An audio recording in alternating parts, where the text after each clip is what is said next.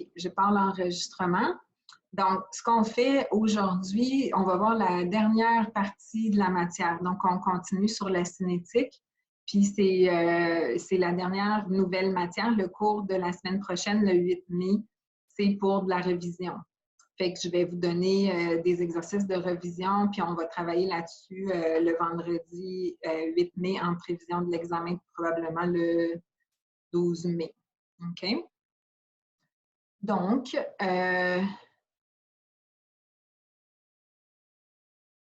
voyons.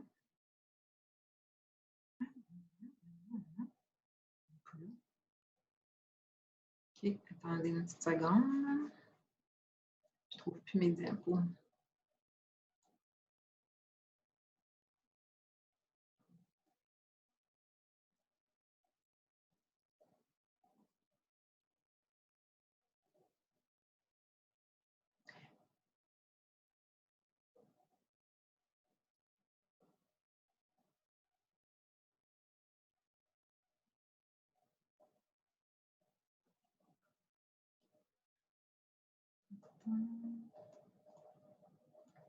OK.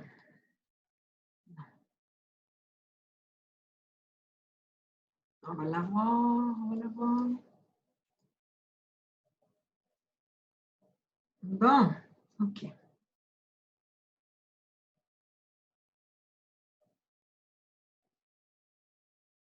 OK, donc la semaine passée, on a vu les facteurs qui affectaient finalement les vitesses de réaction. On a vu les mécanismes réactionnels aussi. Donc là, on est rendu à vraiment parler des vitesses à proprement parler, là.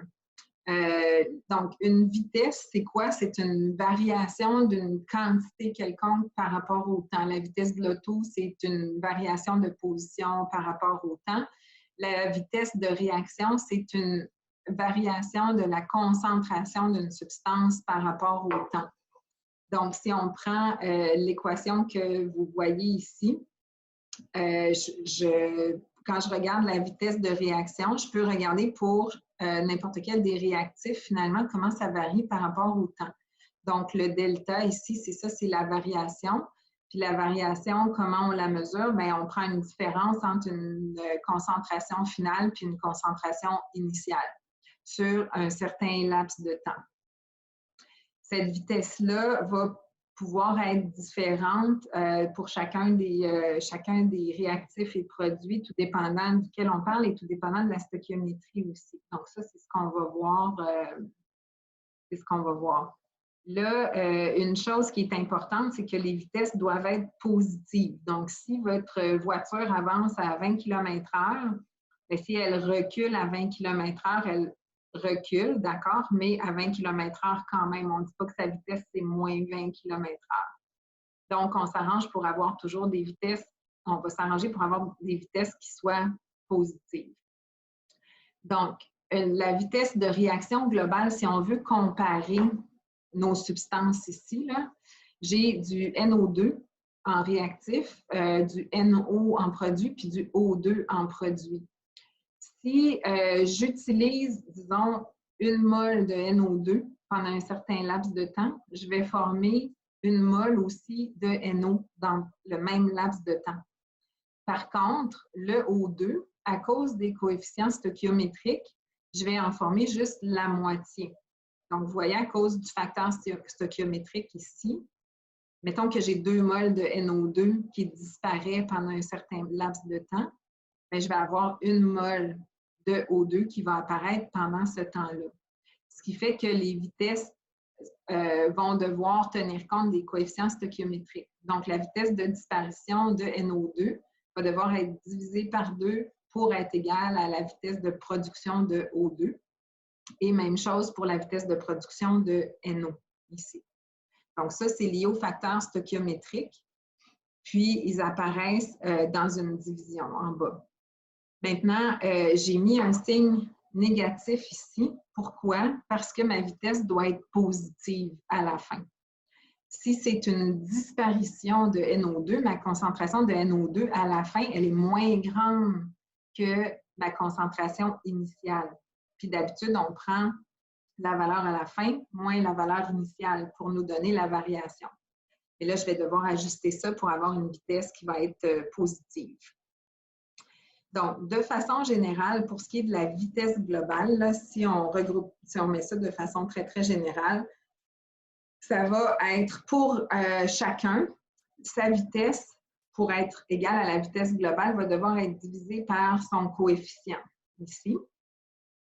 Et pour ce qui est des signes, bien, je vais toujours devoir mettre un signe moins devant la vitesse de disparition des produits pour qu'elles deviennent positives. Donc, là-dessus, on va faire l'exercice 5.1. L'exemple, en fait, 5.1.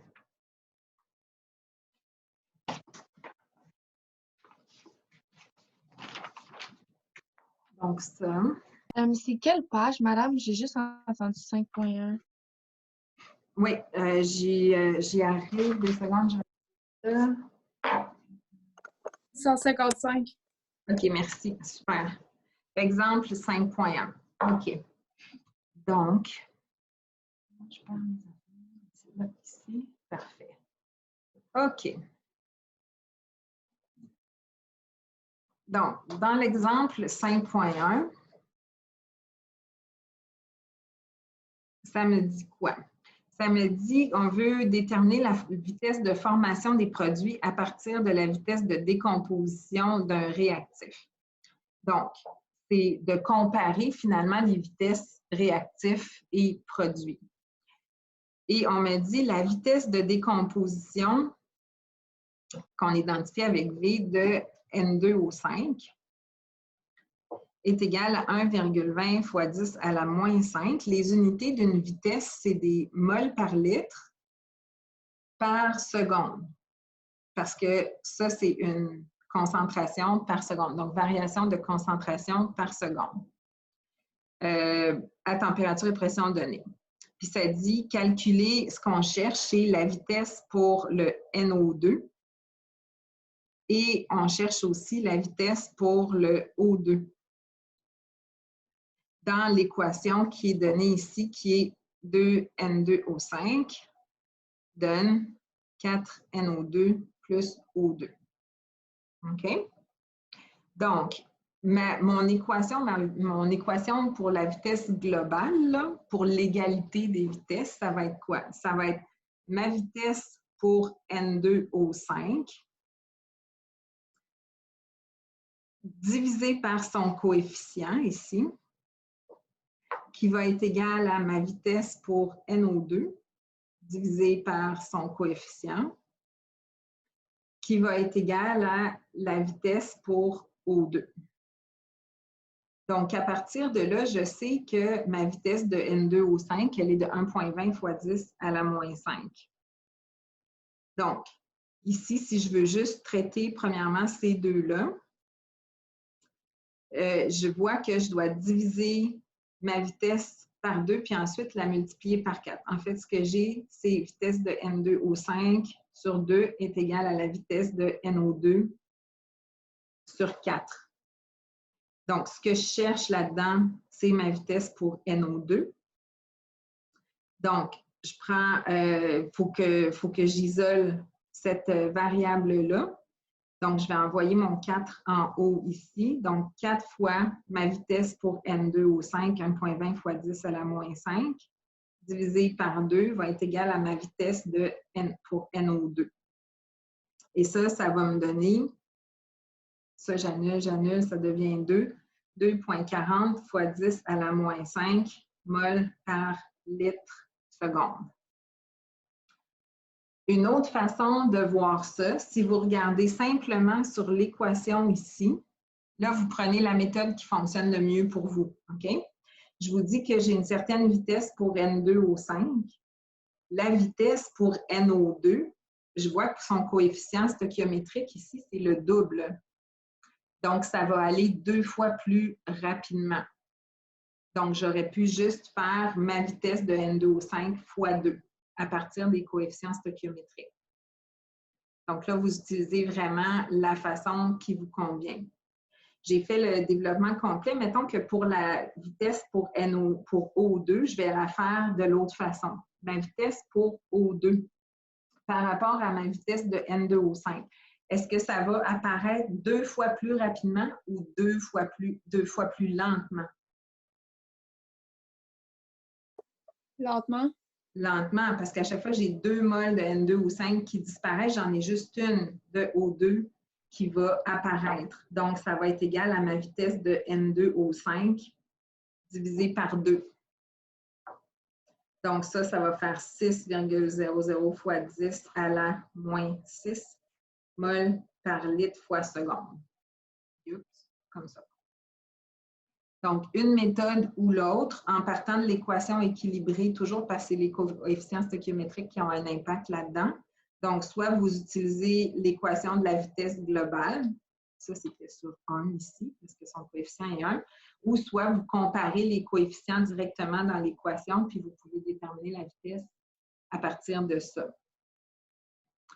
Ça va pour ça? Est-ce que si on se fie à ce que vous venez de dire, comme c'était 2 fois moins ou 2 fois plus, dépendant des coefficients, est-ce que si on a déjà la vitesse de un des coefficients comme en haut, on pourrait faire comme, mettons, le 1,20 fois 10 à la moins 5 sur 2, puis là, après, on cherche le sur 4, puis là, on fait le produit croisé, puis ça nous dit combien? Exactement. Oui, sur 2 fois 4, tu peux faire ça.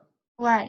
Okay. Ça revient exactement à ça ici, en fait, parce que c'est ce que j'ai fait sur 2 fois 4.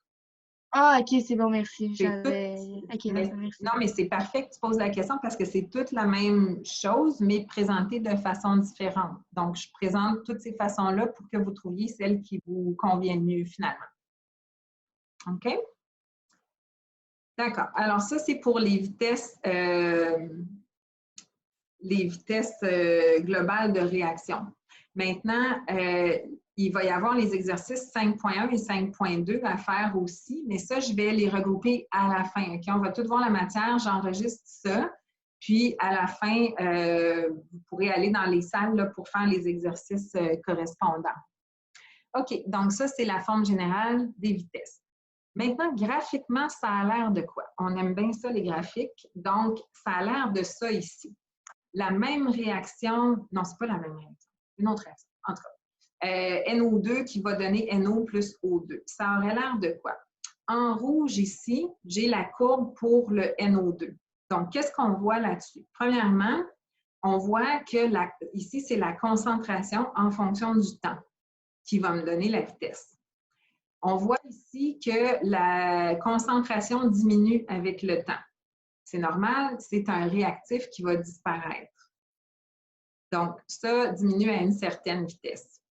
Pour les deux autres, si je prends le NO2 ici, ça commence à 0, sa concentration. Pourquoi? Parce que c'est un produit, puis à l'origine, ben, j'en ai pas de produit. Donc, c'est correct, c'est normal. Maintenant, la vitesse à laquelle le NO apparaît, comment ça se compare à celle du NO2? Est-ce que c'est la même vitesse? Oui, parce que c'est les mêmes coefficients. Donc, ce que je vais voir sur le graphique, c'est que ça va la courbe du NO2 va être exactement l'inverse de celle du NO. Ce qui fait que, admettons ici, sur ce point, j'ai formé 0,02 mol. À 50 secondes, j'ai formé 0,02 mol de NO2. Ça veut dire, et ça fit avec le fait que pour ce point-ci, j'ai utilisé, donc ce que j'ai utilisé ici, c'est 0,002 mol aussi. Donc, c'est la même vitesse. Puis la même chose se répète pour tous les autres points. Maintenant, pour O2, cette fois-ci, la vitesse, comment elle se compare aux deux autres? Si je la compare au NO, le O2 va apparaître la moitié moins vite parce que son coefficient est de 1. Donc, je vais avoir une courbe où je pars à 0 comme concentration parce que c'est un produit.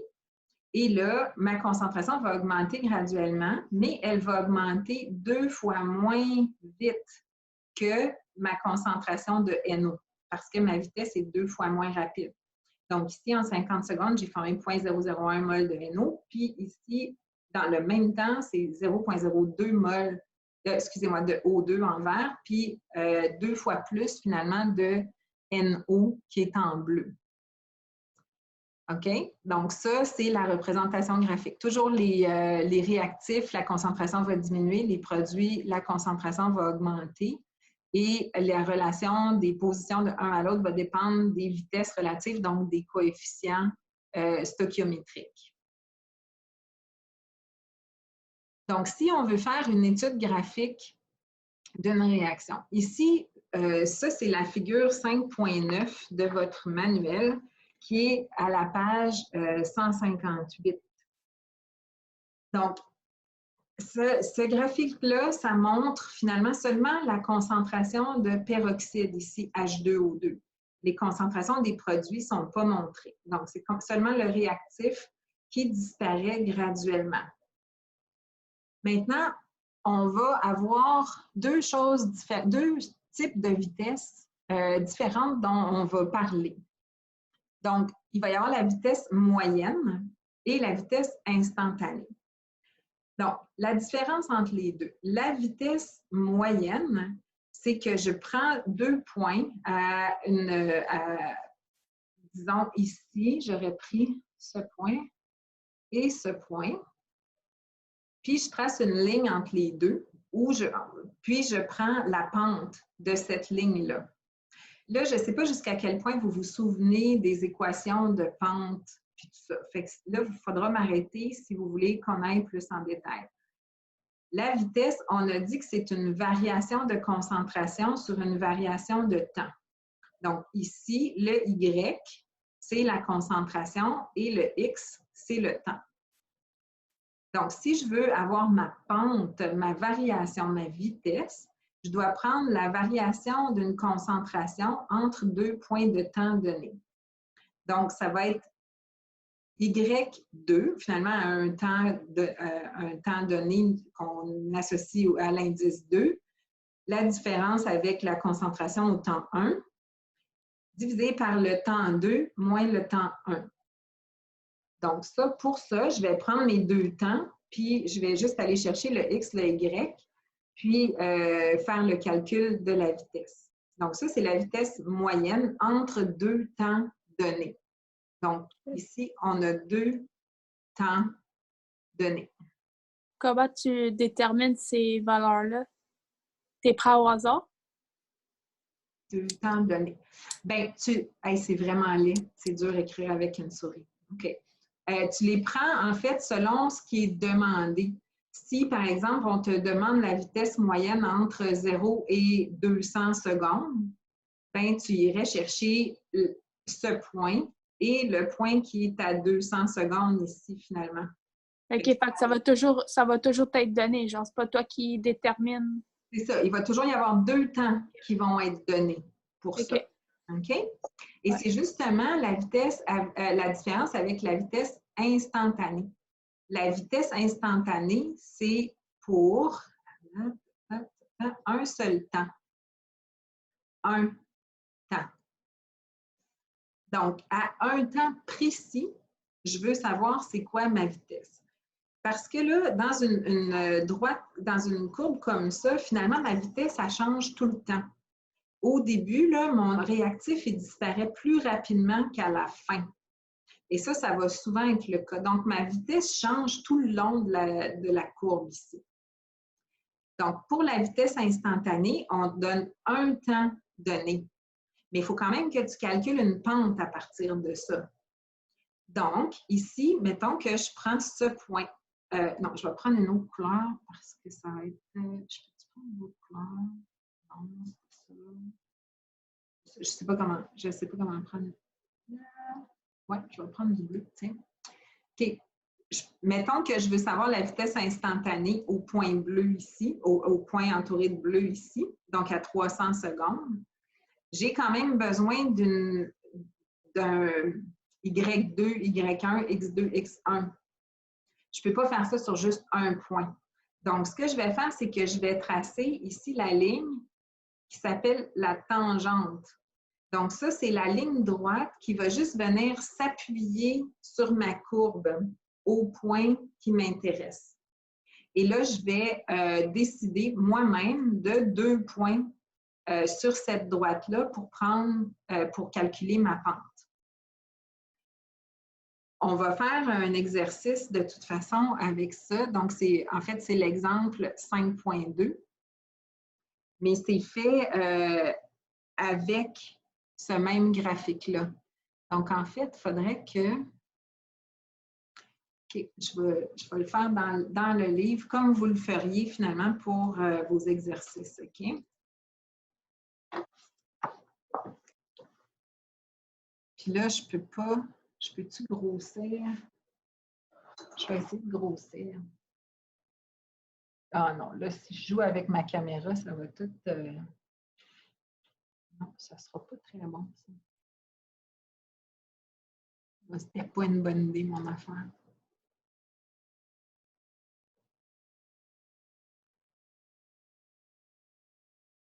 Tu sais, quand tu veux faire mieux sur quelque chose qui était déjà correct. OK. Donc, ça va être comme ça. Fait que l'exemple 5.2, ça dit on veut déterminer la vitesse moyenne et la vitesse instantanée d'une réaction à l'aide d'une courbe de cinétique. Donc, on veut la vitesse moyenne entre 0 et 100 secondes.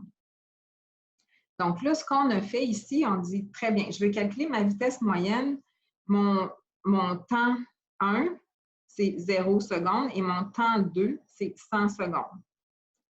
Donc là, je vais aller chercher sur pour A. Je vais aller chercher sur mon graphique. Je connais mes 2 T déjà, là. Donc, ma vitesse, ça va être concentration 2 moins concentration 1 sur T2 moins T1, qui est l'équivalent de ce que je faisais avec X et Y tantôt. OK? Donc là, T2 et T1, je les connais déjà, ils sont ici.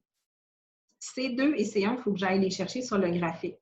C2, c'est ma concentration à 100 secondes. Donc, je m'en vais ici à 100 secondes, puis je vais aller chercher ce point, la concentration.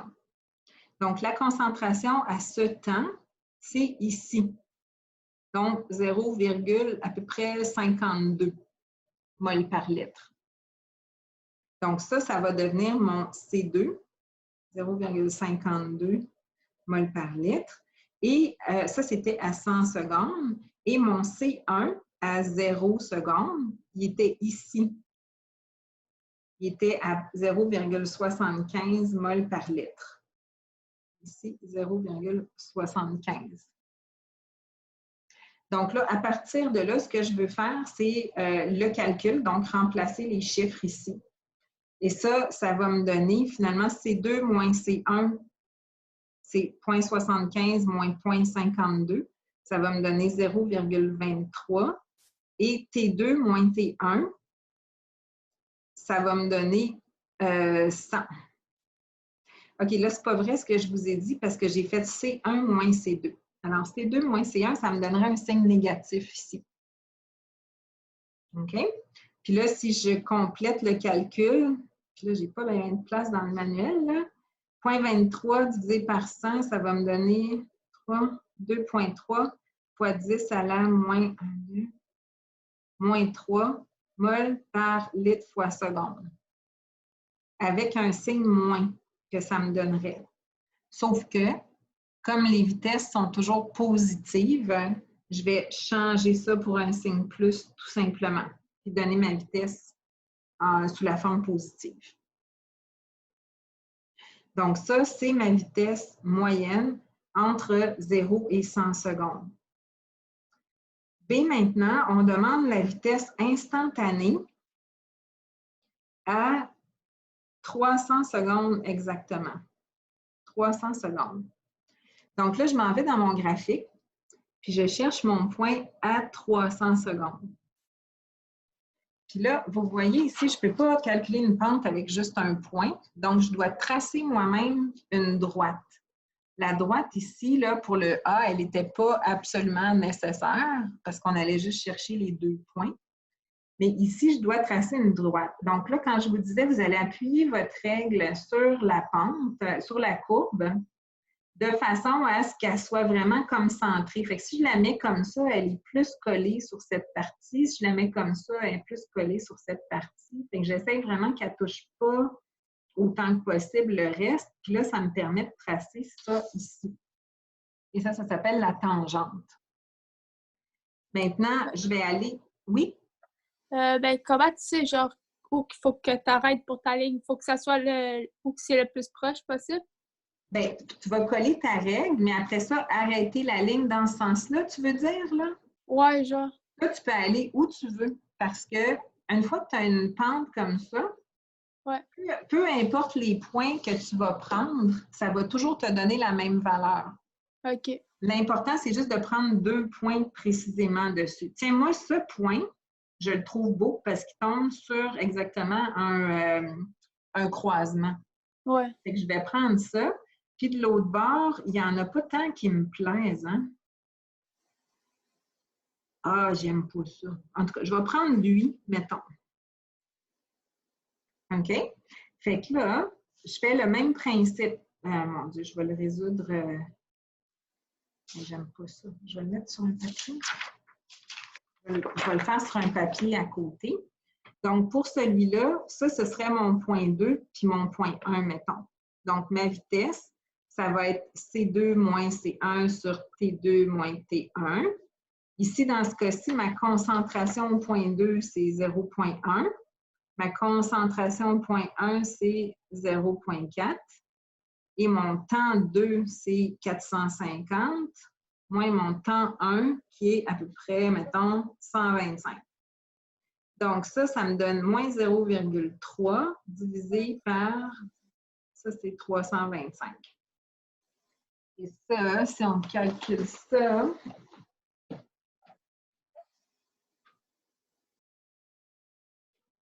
.3 divisé par 325, ça va me donner moins 9,23 fois 10 à la moins 4, toujours en mol par litre fois seconde. Maintenant, comme j'ai dit, je ne peux pas avoir une vitesse négative, alors je la transforme en vitesse positive. Maintenant, dans le manuel, la vitesse qui est rapportée ici, c'est 9,0 fois 10 à la moins 4 mol par litre par seconde. C'est normal qu'on obtienne des données un petit peu différentes comme ça, étant donné que c'est une méthode graphique qui est plus ou moins précise, parce que juste un petit changement d'angle de la règle va me donner quelque chose de différent. OK. Puis le range, comme l'écart de résultat, tu donnes quoi environ? Bien, qu'est-ce que tu veux dire, je donne quoi? Genre, pourquoi je vais enlever des points puis pourquoi j'en enlèverai pas? Genre, ouais. Si tu m'avais dit c'est 2 fois 10 à la moins 4 au lieu de 9, là, j'aurais dit que tu aurais vraiment placé ta règle bien pas correcte, tu sais. OK. Mais, il faut se laisser un petit jeu, là. OK. Je ne peux pas te donner de pourcentage ou de valeur, là, on n'ira pas à ce point-là. OK? Fait que donc, dans votre manuel, quand vous avez des exercices comme ça, donnez-vous une tolérance là, pour la réponse. OK? Autrement, c'est bon? Oui. Oui?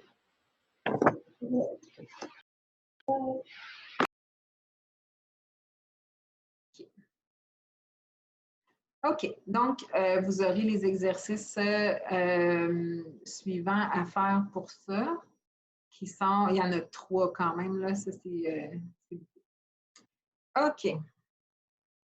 Alors, juste un petit truc à part pour lier ça un peu finalement aux soins infirmiers, aux médicaments particulièrement, là, les vitesses de réaction, ça a rapport au temps de demi-vie pour les médicaments. C'est une donnée qu'on voit souvent, ça, pour savoir combien de temps le médicament reste dans le corps.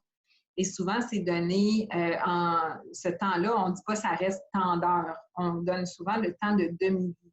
Puis le temps de demi-vie, c'est quoi? C'est le moment où la concentration dans le sang, dans le cas d'un médicament ou ailleurs, là, serait la moitié de ce qu'elle était initialement.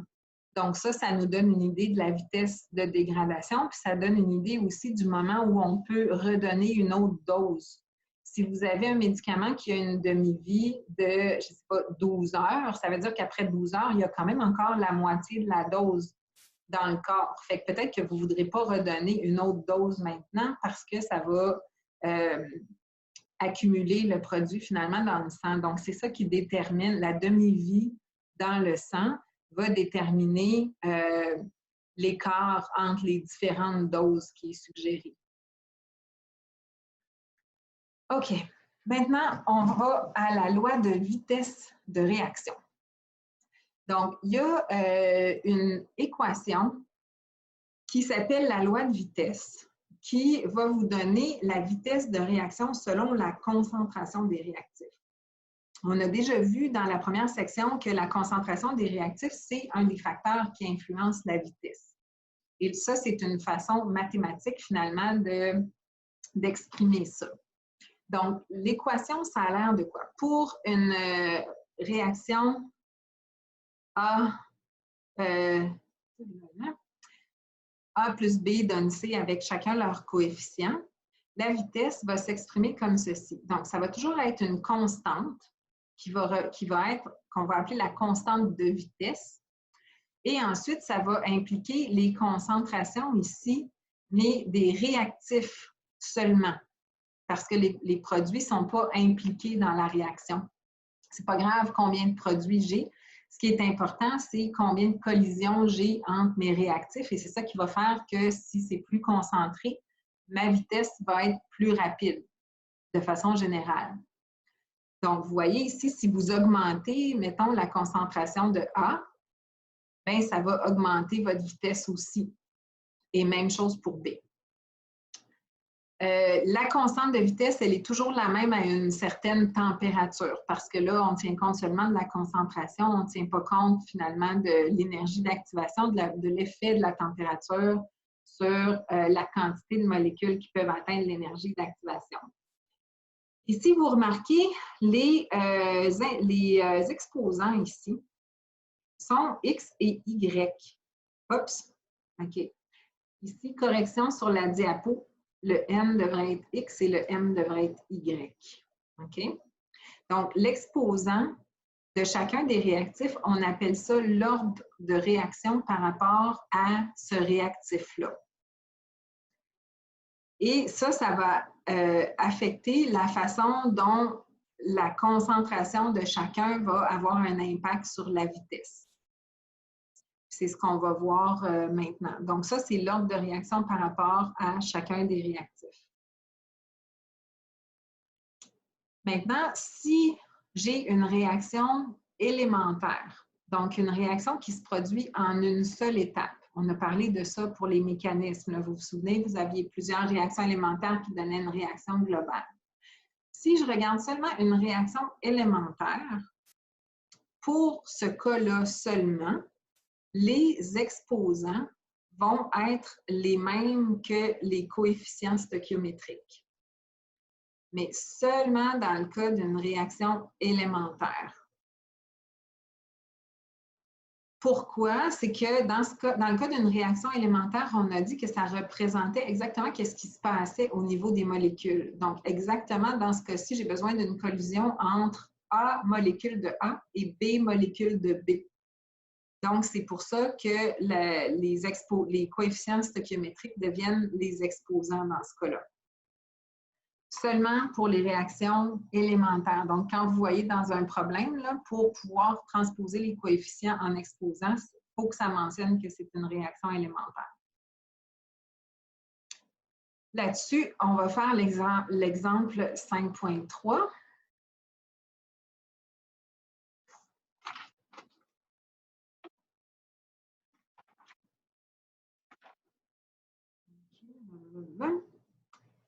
OK.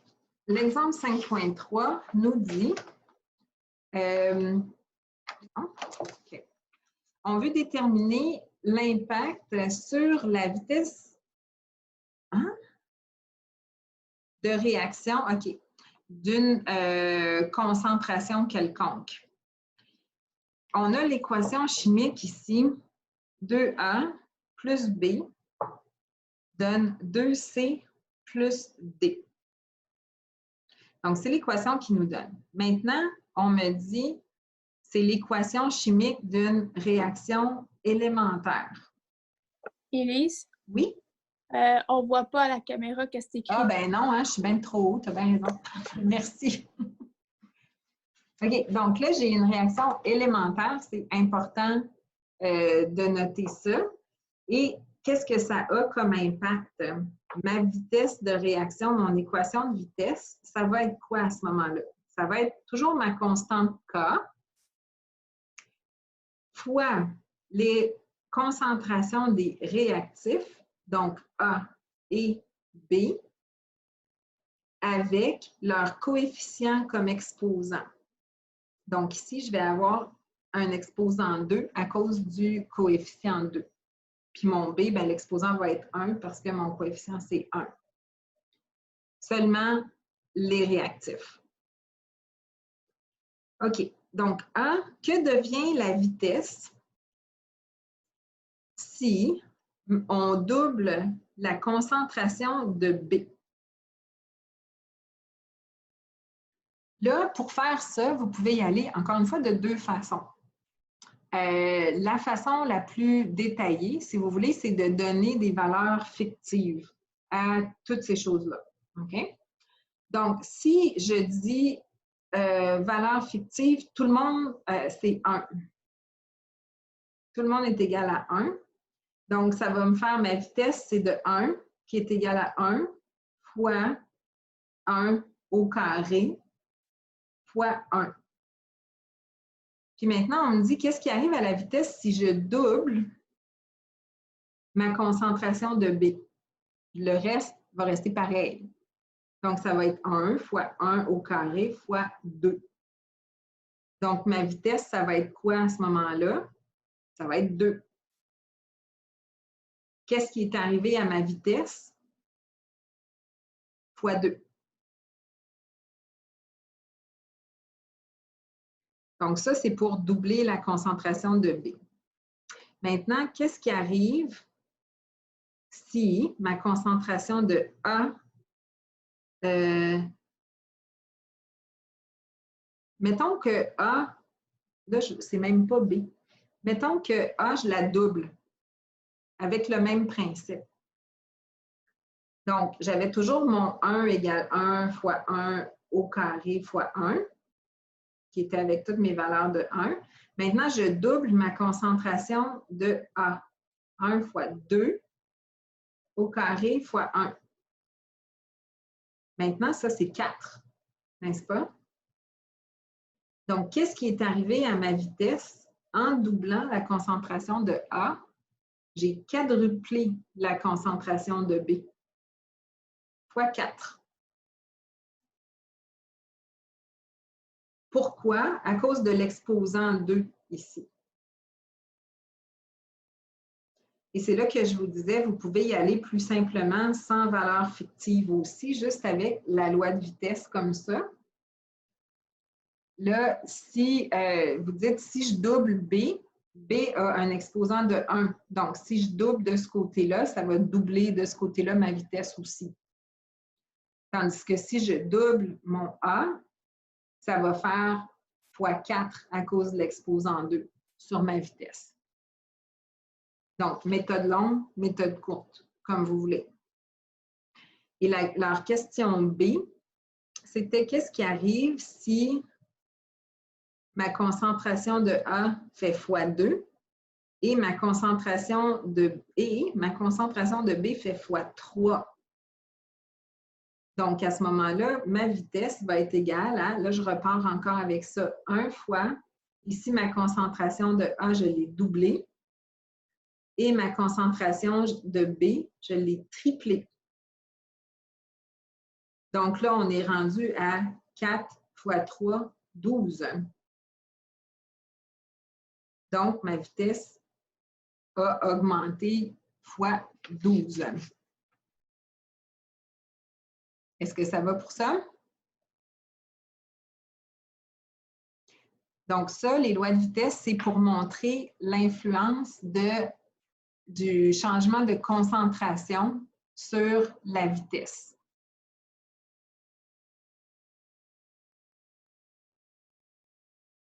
OK.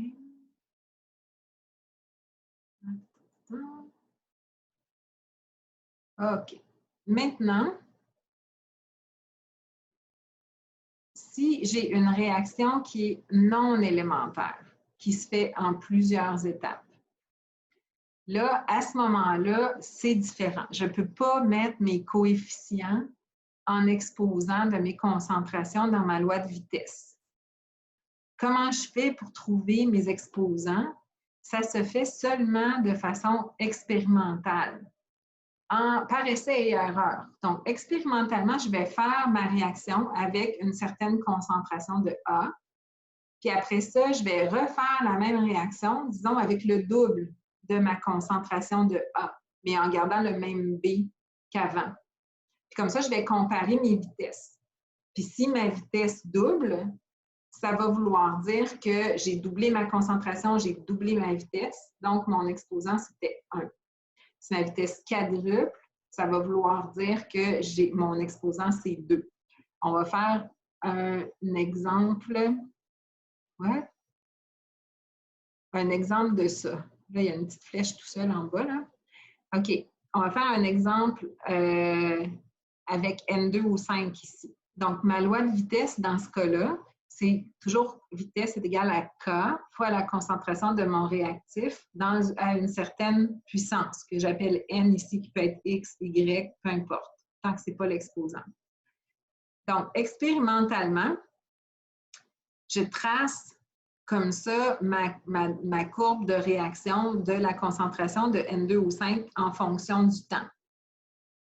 Là, je peux calculer mes vitesses instantanées à partir de ça. Donc là, vous avez une vitesse instantanée ici, excusez l'anglais, là, mais à 200 secondes à peu près, j'ai tracé la tangente et j'ai pris 2 points différents pour trouver la vitesse qui était de 5,4 fois 10 moins 4. Quand j'ai une concentration ici de 0,9 mol par litre. J'en ai fait un autre ici où j'ai choisi à 1350 à peu près. Au temps 1350, j'ai une concentration d'environ 0,45. Puis là, je trace encore une fois ma tangente et ça me donne une vitesse de 2,7 fois 10 moins 4. Ça, vous n'aurez pas à le faire, ou en tout cas, je ne pense pas que ce soit dans les exercices, ce ne sera pas ce type de questions-là à l'examen non plus. Okay? Mais c'est juste pour vous montrer que je peux le faire soit en changeant mes concentrations initiales ou sur un graphique comme ça, de façon graphique. L'important, c'est qu'à la fin, ça me donne un tableau comme ça ici, où j'ai des vitesses qui sont données pour différentes concentrations de mon réactif. Et ça va me permettre de les comparer. Donc ici, mon N2 au 5, entre les deux, j'ai diminué de moitié ma concentration ici. Puis qu'est-ce que je remarque? C'est que ma vitesse, elle est aussi diminuée de moitié. Ça veut dire que ça a eu un effet direct au même taux, finalement, le changement de concentration du changement de vitesse. Donc, ici, la puissance doit être 1 parce que en doublant, si je fais le processus inverse, je double ma concentration et ça double ma vitesse. Donc, je refais le même exercice. Si j'avais 1 puis que ça devient 2 puis que ça double ma vitesse, ça veut dire que l'exposant, c'est 1. Donc, mon équation de vitesse, ma loi de vitesse, c'est K fois N2 au 5. Maintenant, à partir de ça, je peux déterminer ma valeur de K parce que j'ai juste ça comme inconnu dans mon équation ici. Donc, je peux prendre un point ou l'autre de mon tableau puis mettre la vitesse et la concentration dedans. Donc, ici, j'ai pris le premier point à 0,90 mol par litre. la vitesse qui correspond, j'isole K, et K est égal à 6 fois 10 à la moins 4 secondes moins 1. Là, j'attire votre attention sur le seconde moins 1. Pourquoi? C'est que c'est les unités dont j'ai besoin pour que mes unités concordent de part et d'autre de l'équation. Je vous montre ça.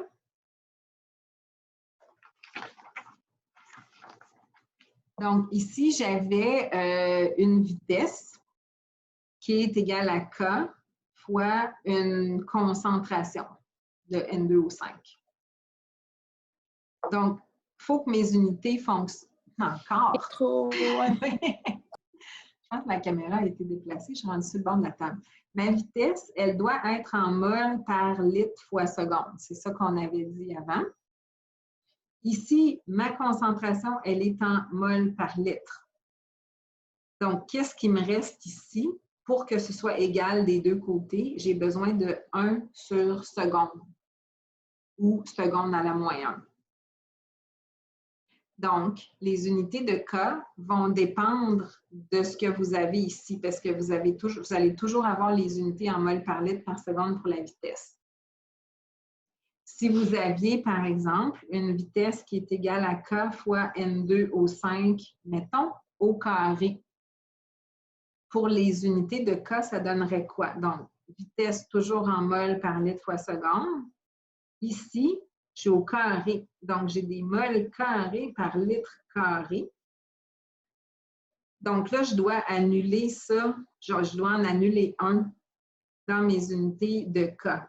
Donc, je vais toujours avoir les secondes en bas parce que ça me les prend ici. Puis maintenant, je vais avoir un mol en bas puis un litre en haut pour pouvoir aller ensuite les annuler comme ça. Donc, mes unités de K, ça va être des litres par mol par seconde. Donc, ça, vous devez voir dans chaque cas combien de concentration vous avez finalement, puis c'est ça qui va influencer. OK. Donc, si je retourne ici.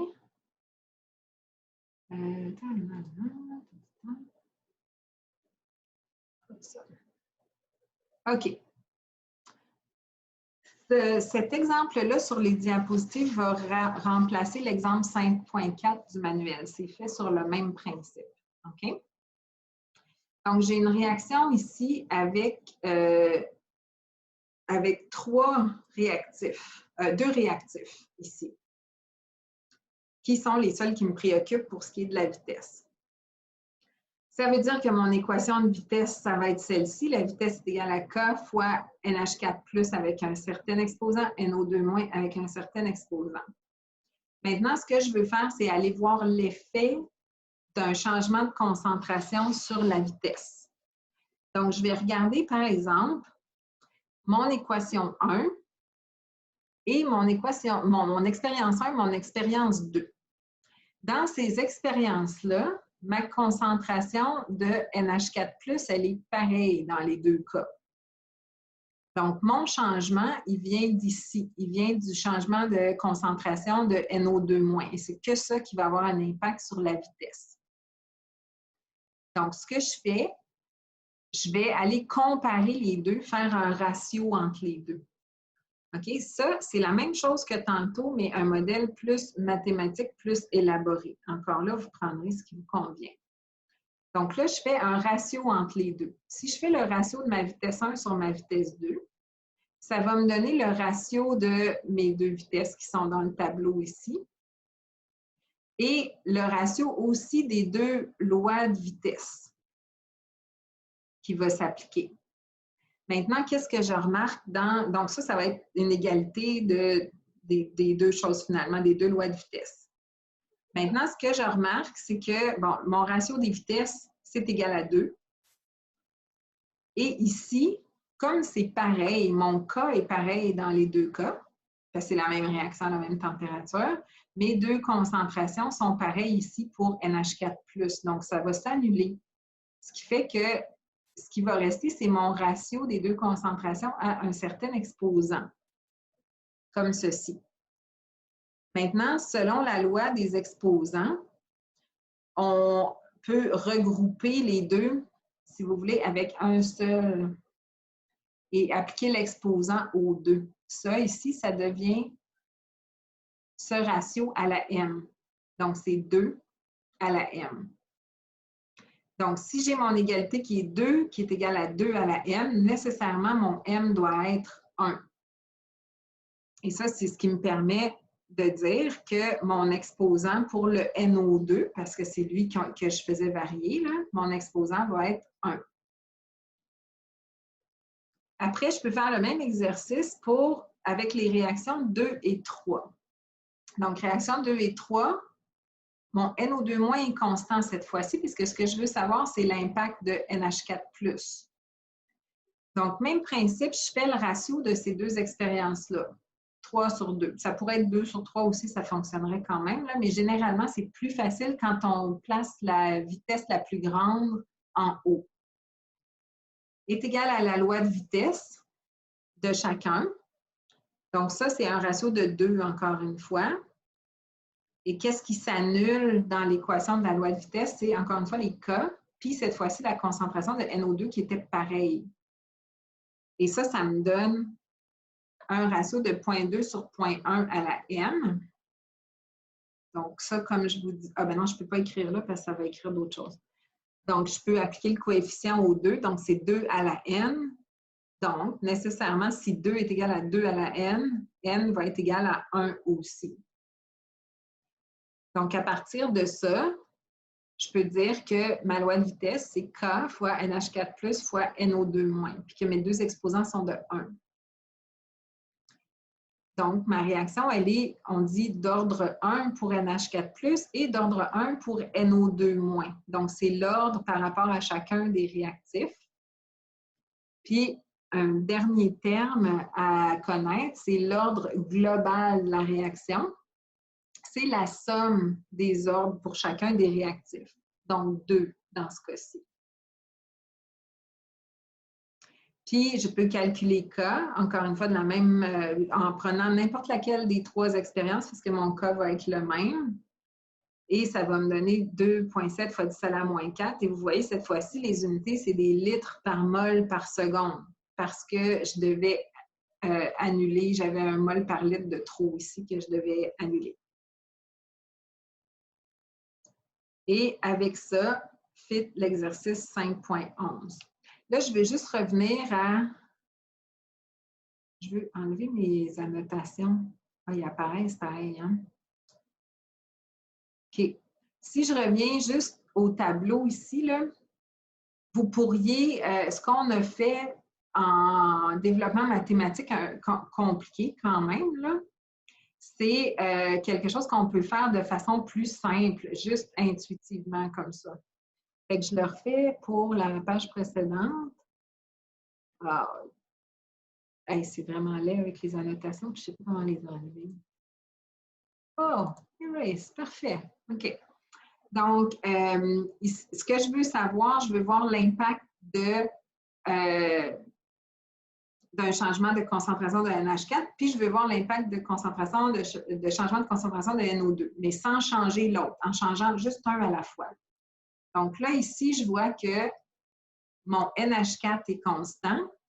Ça me permet de connaître l'impact d'un changement de NO2. Ici, j'ai fait x2 pour la concentration et ça me donne aussi x2 pour la vitesse. Donc, à ce moment-là, si je fais ça x2 puis que ça fait vitesse x2, nécessairement, mon exposant doit être 1 ici. Puis, après ça, de la même façon, je vais aller chercher, mettons, en vert, tiens. Ici, j'ai la même concentration de NO2 et je peux voir l'impact du changement de concentration de NH4+. Donc, je cherche mon indice N ici. Ici, j'avais x2. Et qu'est-ce que ça a fait sur mes vitesses? Ça a fait aussi x2. Donc, nécessairement, mon exposant doit être 1. Donc, encore une fois, l'intention ici, ce n'est pas de vous mélanger, c'est de vous donner 2 options pour résoudre des problèmes comme ça, puis vous choisissez ce qui vous plaît là-dedans. Je pense que ça conclut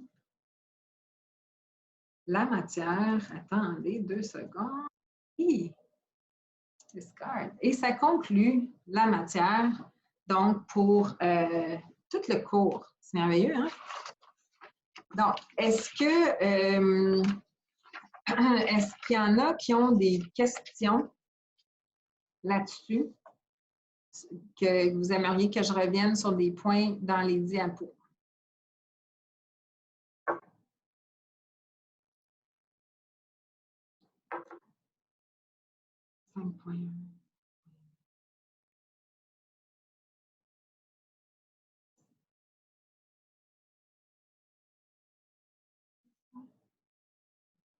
OK.